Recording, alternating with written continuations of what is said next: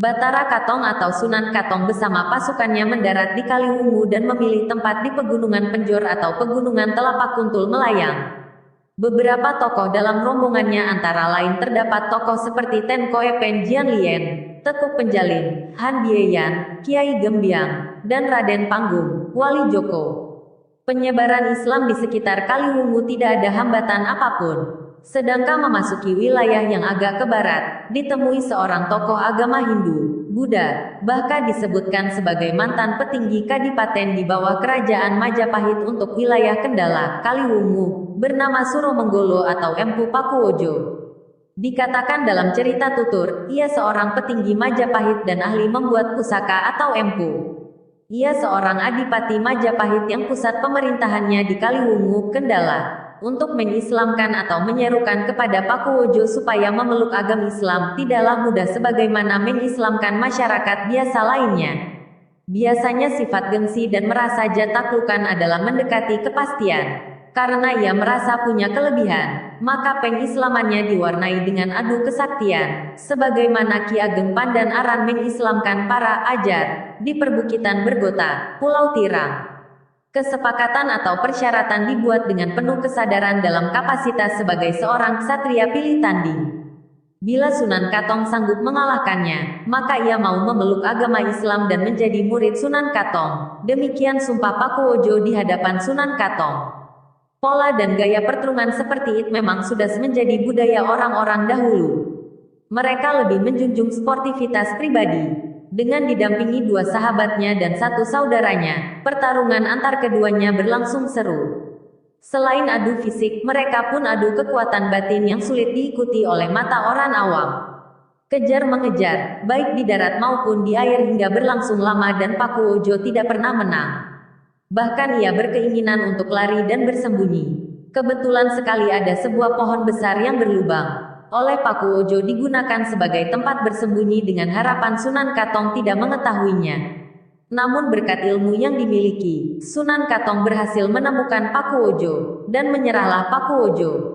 Sebagaimana janjinya, kemudian ia mengucapkan dua kalimat syahadat sebagai tanda masuk Islam.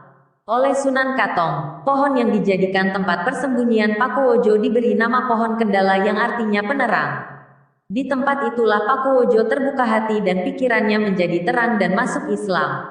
Dan sungai yang dijadikan tempat pertarungan kedua tokoh itu diberi nama kali, Sungai Kendala, yaitu sungai yang membelah kota Kendala, tepatnya di depan Masjid Kendala. Pakuwojo yang semula oleh banyak orang dipanggil Empu Pakuwojo, oleh Sunan Katong dipanggil dengan nama Pangeran Pakuwojo, sebuah penghargaan karena ia seorang petinggi Majapahit. Setelah itu ia memilih di Desa Getas Kecamatan Patebon dan kadang-kadang ia berada di padepokannya yang terletak di perbukitan Sentir atau Gunung Sentir dan menjadi murid Sunan Katong pun ditepati dengan baik. Sedangkan nama tempat di sekitar pohon Kendala disebutnya dengan Kendal Sari. Masih ada keterangan lain yang ada hubungannya dengan nama Kendala. Dikatakannya bahwa nama Kendala berasal dari kata Kendalapura.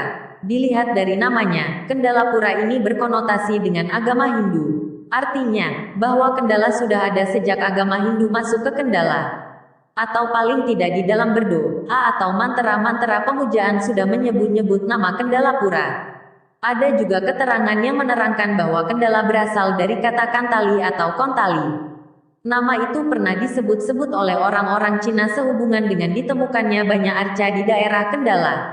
Bahkan disebutkan oleh catatan itu bahwa candi-candi di Kendala jauh lebih tua dari Candi Borobudur maupun Candi Prambanan. Temuan-temuan itu patut dihargai dan bahkan bisa menjadi kekayaan sebuah asal-usul, walaupun kebanyakan masyarakat lebih cenderung pada catatan babat Tanah Jawi yang menerangkan bahwa nama Kendala berasal dari sebuah pohon yang bernama pohon Kendala. Kecenderungan itu karena dapat diketahui tentang tokoh-tokohnya yaitu Sunan Katong dan Pakuwojo yang mendapat dukungan dari Pangeran Benowo.